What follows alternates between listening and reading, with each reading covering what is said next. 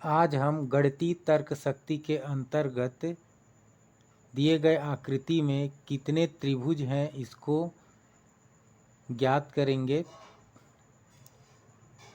यह आकृति चतुर्भुज के अंतर्गत हो सकता है या चतुर्भुज के अंतर्गत ज्ञात करेंगे कि कितने त्रिभुज हो सकते हैं।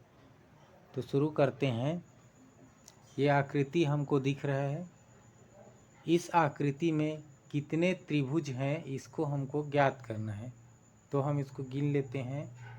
ये एक त्रिभुज, ये वाला पार्ट पहला विकर्ण दिख रहा है उसका, और ये दूसरा। एक विकर्ण है तो दो त्रिभुज इसमें बन रहा है, स्पष्ट ये दिखाई दे रहा है। एक विकर्ण है तब की स्थिति में तो इस आकृति में निश्चित तौर पे दो त्रिभुज होंगे।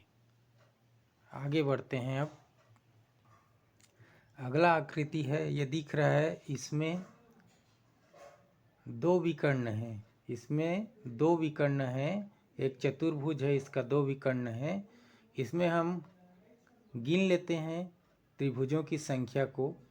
1 2 3, ये 4। ये सिंपल तरीक़ा से या साधारण तरीक़ा से हमने गिन लिया, ये 4। अब हम इस 4 का दोगुना कर देंगे। 4 दूना होता है 8। तो निश्चित तौर पे इस आकृति में 8 त्रिभुज होंगे। निश्चित तौर पे 8 त्रिभुज होंगे। दोगुना ही करना है हमको गिन करके, इसमें इसका ध्यान रखना है। फिर इसके बाद अगला आकृति हमको दिख रहा है। इसमें हमको बताना है इस आकृति में कितने त्रिभुज हैं। इसको भी हम गिन लेते हैं क्योंकि इसमें भी हमको दो विकर्ण दिया हुआ है, और गिनने के बाद जितना आएगा उसका दोगुना कर देंगे। दोगुना करने के बाद जितना आएगा वही उसका उत्तर होगा। तो गिन लेते हैं। 1 2 3 4 5 और ये 6 त्रिभुज दिख रहा है। इसका दोगुना कर देंगे, ये होगा 6 दूना 12। तो इस आकृति में त्रिभुज की संख्या होगा 12। अब इसके बाद अगला आकृति है। इस आकृति में हम बताएंगे कि कितना त्रिभुज है। इसमें भी हमको विकर्ण दिख रहा है, दो विकर्ण इस चतुर्भुज का। तो हम इसको भी गिन लेते हैं। 1 2 3 4 5 6 7 और ये 8। गिनने पर 8 आ रहा है, इसका हम दोगुना कर देंगे। 8 गुणा 2 बराबर 16। तो निश्चित तौर पे इस आकृति में 16 त्रिभुज होंगे। अब इसके बाद आगे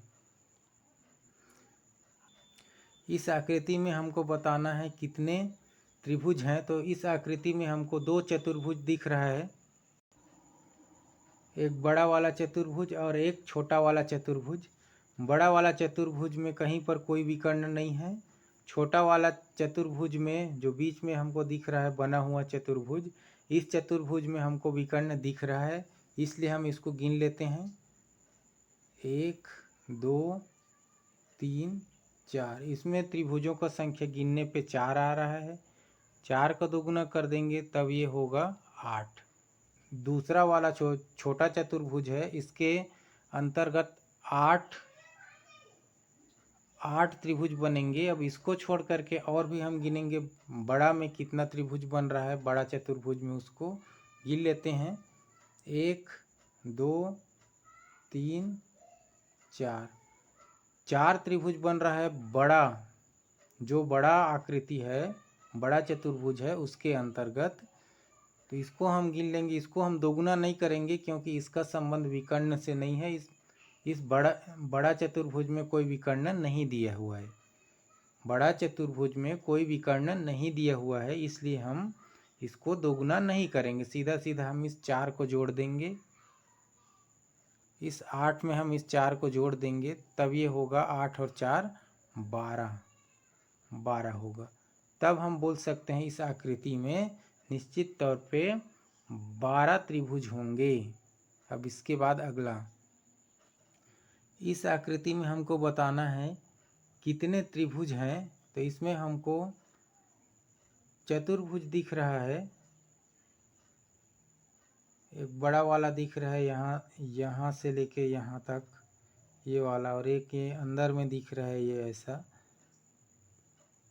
दो दिख रहा है बड़ा वाला।